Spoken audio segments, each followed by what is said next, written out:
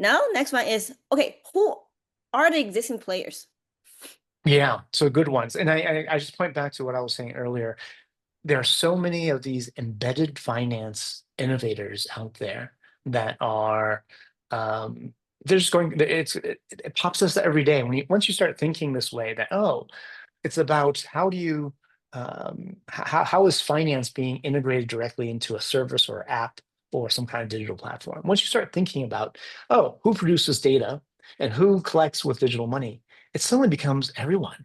Uh, And so what we're seeing is tremendous innovation around people saying, "Oh, okay, I have this electric motorcycle.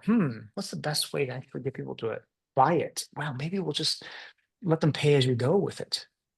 Oh, and so the key players really are these embedded finance innovators that are just coming up with great solutions, localized solutions, sector-specific solutions everywhere across Africa and other emerging markets. okay, okay. So those are the main players. So not a lot of people have heard of the term embedded finance. So can you give some examples as to who those may be and what exactly do they do? Like it is Yeah, Stripe a embedded finance player? Is like like what they do? Like what exactly it yeah, is? yeah. So let me go to an example because I'm assuming that a lot of your listeners, viewers, are from North America, Yeah. and this isn't. And I encourage you to Google Bain and Company Embedded Finance Report 2022. Right. Uh, it's a great report, and it basically says embedded finance is going crazy. It's going to be a $7 trillion a year market very shortly. It's worth reading.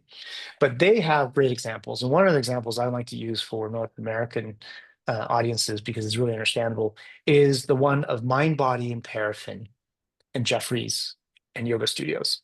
So MindBody, many of you might know, is an app that allows somebody to book a yoga session or a Pilates session or box workout session. It services these small fitness businesses, and it helps them book. But it's like almost like a POS, an app-based or phone-based POS for these small businesses. So MindBody has all this data. There's another company called Paraffin who then uses that data, basically data integrates with MindBody, and it integrates with the payment systems that MindBody uses, Stripe, PayPal, whatever they're using. They integrate with that.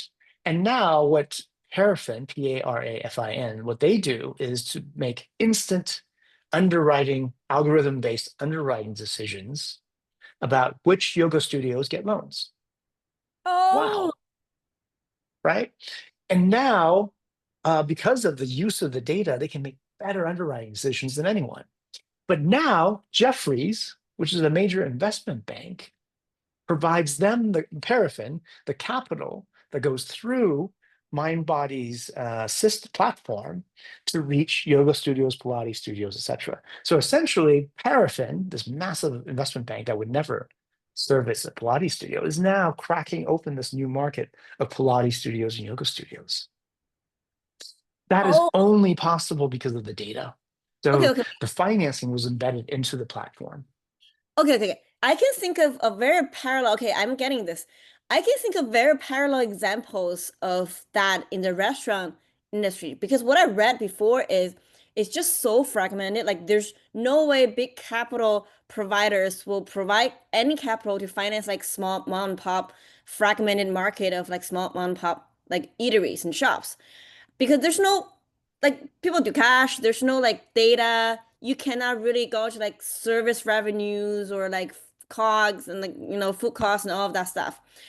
But now like you start to see restaurants have like standardized POS and have standardized like booking system, reserve system, whatever.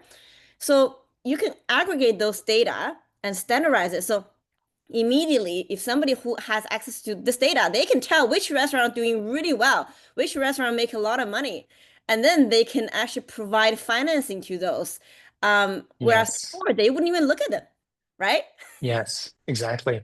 And I think you used two words there that are really important. And I'm very, very, very happy that you used it and I didn't, because I usually say it and I never know if anyone actually knows what I mean. standardizing and aggregating. That's the key piece Right. because it's all so fragmented. If you don't have the data management technology to standardize and aggregate the data, What you do we end up land on? analyzing each restaurant as anyway. So the standardization, aggregation, the acquisition of the data, standardization of the data, and the aggregation of data are all three very important steps to take, and that's what we do as a company. I see. And the Okay. way that it manifests is that, and essentially, we create almost like a credit report. We call it a risk scoring credit report on each of these people like MindBody. We don't deal in the U.S., but it's just an example. We essentially credit score and monitor the performance of people like MindBody, and then that gives people like Jeffries the ability to then make decisions on, okay, should we allocate another 100 million to this sector or not?